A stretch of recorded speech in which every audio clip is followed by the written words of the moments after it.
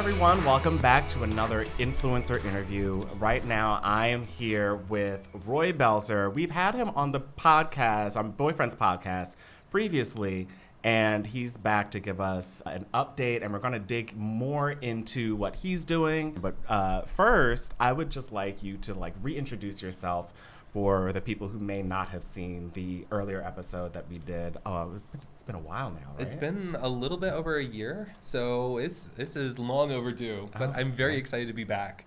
For those who don't know me, hi, I'm Roy Belzer. I'm a body positive fitness trainer focused in body inclusivity in the fitness space and mental health practices surrounding fitness as well. In the last year or so since I've last been on the podcast, I've gotten more into the influencer side of things. So I've grown on social media, and I've been doing a lot more public speaking and podcast interviews, and I most recently can be seen in this month's issue of Men's Health magazine. Yes. Okay, so can you tell me about how that came about, and just because I know that had to be a crazy moment for you. It seriously was. I was back in Iowa visiting family, and I get this Instagram DM from someone random. I didn't know. It ended up being one of the editors for Men's Health magazine. They reached out saying they were doing a piece on body inclusivity and being in bodies of all sizes and what that means for fitness. And I had to go in and vet because it was someone in my Instagram. Yeah, you always gotta do your background. And I was just pull you up on LinkedIn, look up your credentials. Yeah. But no, it was legit. So we set up an interview. We talked a lot about my history with eating disorders, how I came to work in the fitness space in general, and how my growth on TikTok has gotten me to a point where I can work with thousands of people and loving their body and moving and feeling better. Awesome. Yeah. So I do want to talk a little bit about your growth on TikTok. When we first met, you were what, 20K? Maybe and around now 20K. Where are you, 200 or something? No. I'm somewhere around 110. Okay. 110,000. Which I mean, it's been such a wild ride growing to over 100,000 followers online, and honestly, I never intended to grow like that online. Okay. I started posting during the pandemic as a way to grieve the loss of a family member, and it was just an outlet for me. And it went from being an outlet doing that to a couple of people resonated with my fitness stuff, so I started posting fitness content that I needed to see as someone who has a history with eating disorders. I talked a lot about mental health in fitness, in my TikToks, and those just blew up and started rolling. And I started to find a community of people who really needed the message that I was sharing. Gotcha. And it just kind of rolled from there. Love that. Now, I also with growth comes a lot of hate and a lot of trolls. And can you talk a little bit about that? Because I've seen some of the mean comments that you've gotten sometimes. How do you handle that aspect of the popularity that you've gotten? So being in a larger body, working in a fitness space, I'm always going to have people criticizing how I look and what I do and the work that I'm putting out there. So I'm consistently getting, we'll say hate comments from trolls on the internet saying, oh, if you're in a larger body, you have no business working in a fitness space. If you're a fat person, you can't be trusted to work in fitness. I take those comments and I turn them around, and I don't say anything extremely facetious online. I'll just share their comment and then share a video of me doing something absolutely ridiculous in fitness that they couldn't dream of doing. Yeah. My most popular thing that I'm doing in those videos is upside down Bosu ball single leg hinges, because I have a history doing ballet and dance, so I have all of the balance in the world. So doing stuff like that for me is nothing, but people online seeing that, like, it shows them people in a larger body can do big things in fitness. Yeah. You know, and it's just kind of the perfect little clapback without Absolutely. being being super snarky and without like actually like battling. And I feel like I need a little bit of that.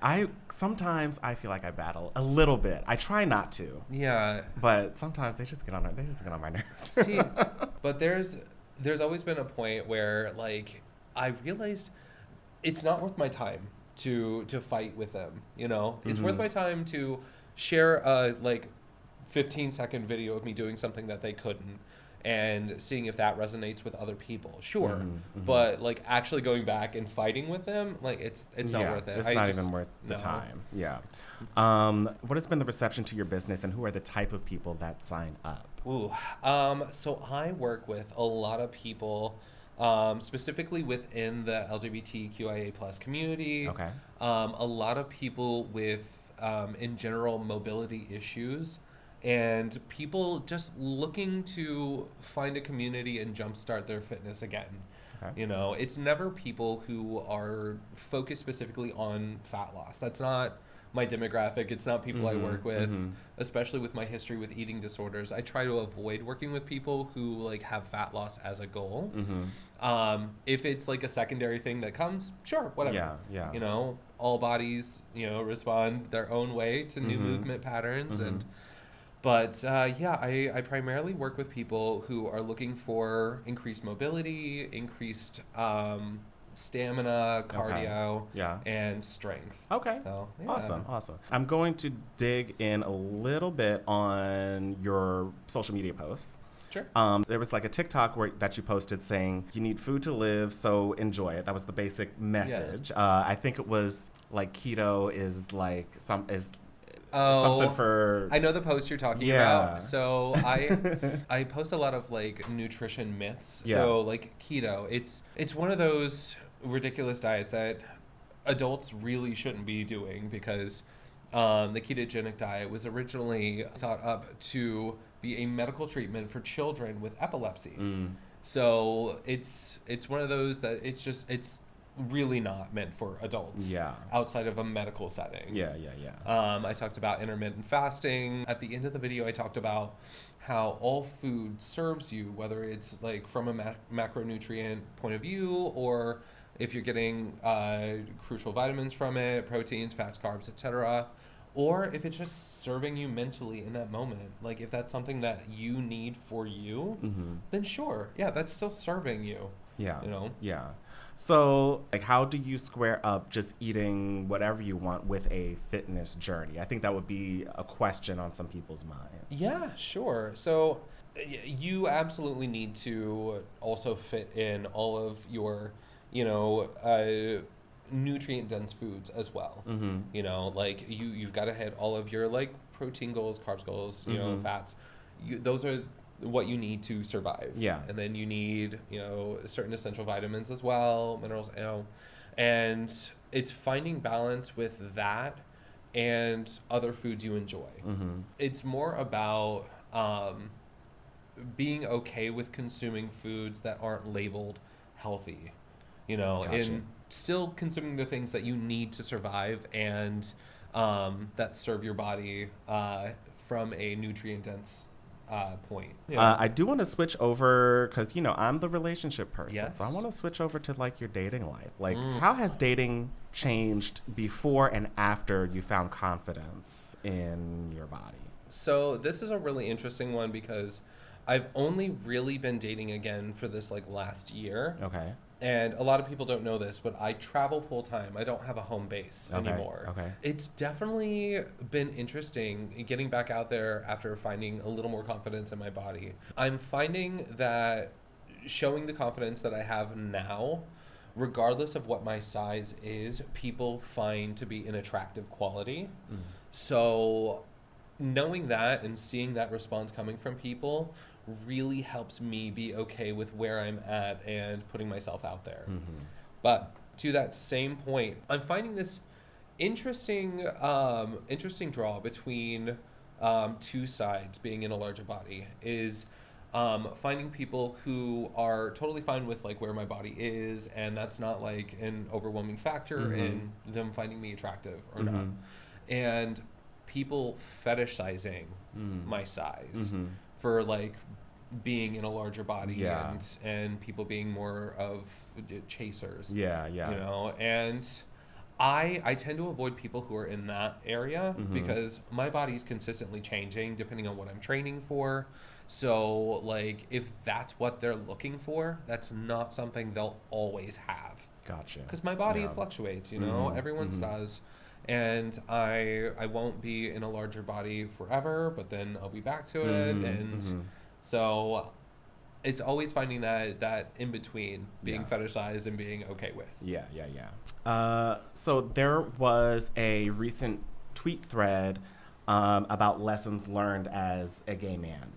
I'm going to read a couple of tweets. I just want kind of like your responses to like the overall theme of it. At Edsquisite responded, as much as people say this is a toxic mindset, going from 350 pounds all the way down to 215, I was treated like a new person, and it made me sad because I realized that people really did treat me like shit because I was quote unquote too fat. Beast Industries says, I think that hate for overweight people transcends other kinds.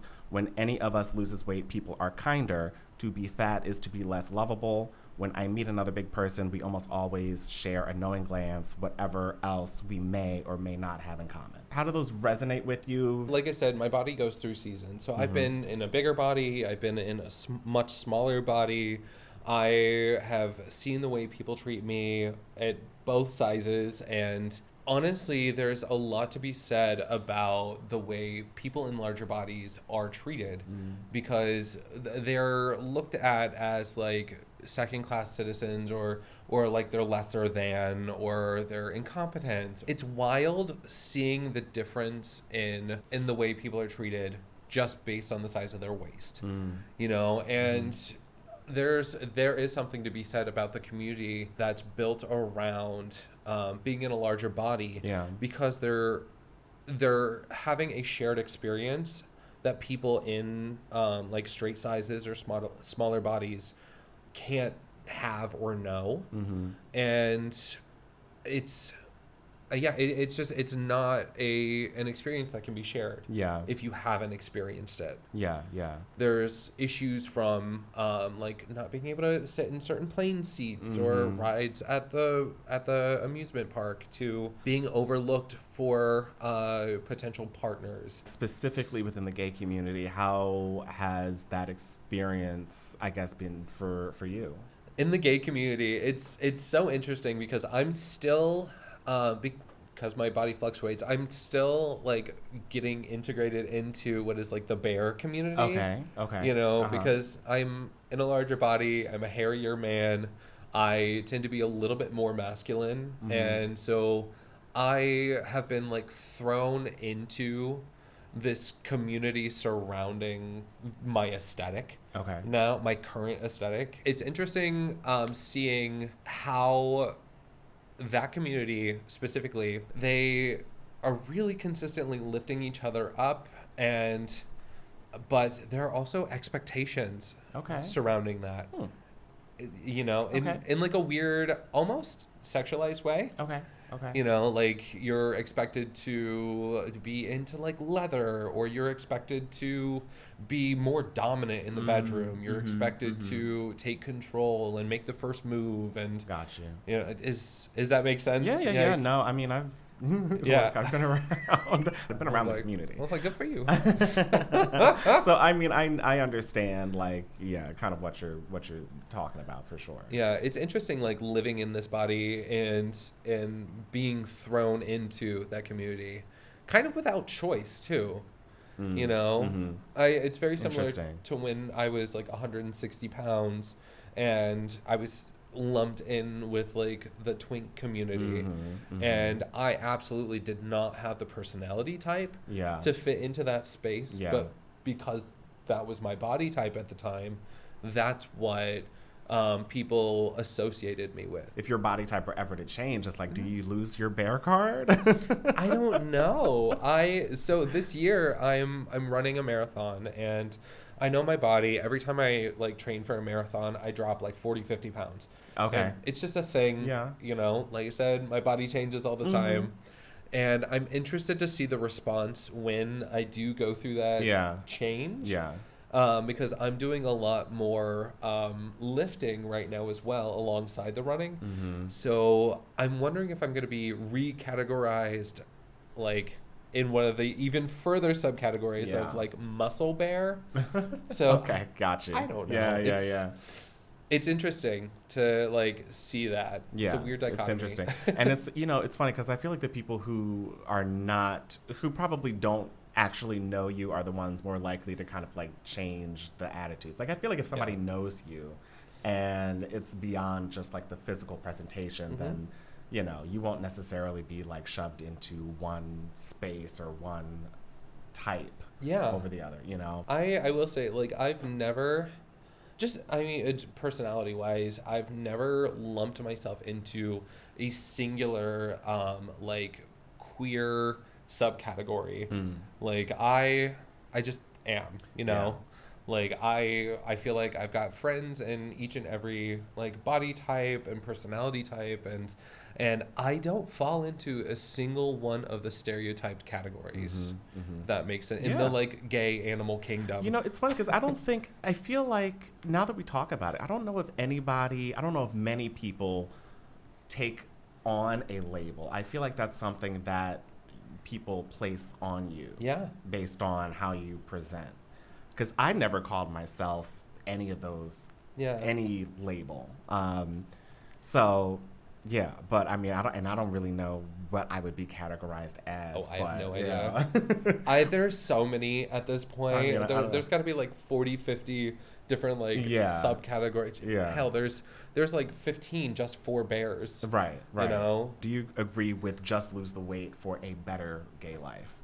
No. Okay. No. There's so much more to life than like aesthetics and what that brings.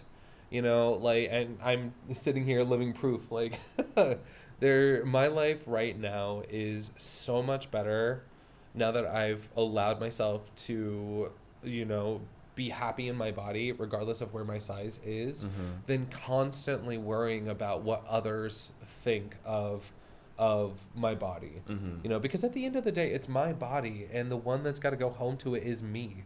And I'm the one that has to live in it. Yeah. So whatever anyone else's opinion is of it doesn't matter because it's mine. It's my body.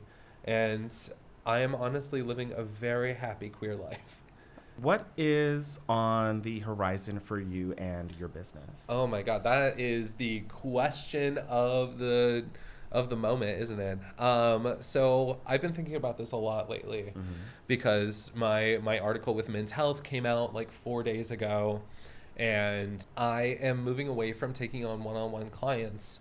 And the majority of what I have planned for this next year is continuing to run my membership. I'm hosting my first wellness retreat in a couple of weeks. I'm very excited. Very cool. In San Diego, and then I'm hosting a really big one in Costa Rica later this year. They're all going to be focused on self-love and the body that you're already in. Love that. We're doing body empowerment photo shoots with them. Nice. So that you can see your body as it is now and show it the love it deserves for serving you as it is. I want to get a little bit more into public speaking. Okay. Like on a much bigger scale than I'm currently at. I could see it. I could totally see it. Yeah. It's something I've been really nervous about. Yeah. It's when I was in college, I honestly almost failed my public speaking class. I was so nervous to get up in front of people and talk as myself. I could get up on stage. I have a history like doing opera, musical theater, etc. Okay. I did that for work for like a decade. But when I got on stage as myself and had to give a speech, I like shut down. Okay. I was so nervous. Fortunately now through the pandemic, I've gotten more into doing podcasts and things. So getting in front of people as myself is a lot easier. Yeah, it's gotten a little bit easier for sure. So, But yeah, I think a lot more public speaking in a meaningful way. Nice. So, Okay, yeah. all right. Well, look, I absolutely wish you the best, and I'm happy to see the growth and see the journey. I'm happy to have like met you. I think you're like Yeah. such a bright light, and I hope for the best. Can you please let people know where to find you if they want to link up with you or kind of go on the retreat or anything like that? Absolutely. Yeah. So you can find me on social media. I'm primarily on TikTok and Instagram at Roy Belzer Fitness. My handle on both of those. And then on both of those pages, I've got links to my retreats, to my membership, to my body positive Facebook community as well. If you want to reach out and work with me, you can always find me through my website as well, roybelzerfitness.com. Okay, fantastic. And I'm going to put all of those links down in the description as well. Please, if you enjoyed this interview, give me a like, give me a subscribe, give me a comment, something. You got to give me a little bit of feedback because this is a back and forth between you, the viewer, and everybody on camera and giving you all this goodness. Yes, so, absolutely. Roy, thank you so much for coming on and sharing all of your wonderfulness. Thank you. Well, thank you for having me. I'm happy to do this anytime. And we will see you next time.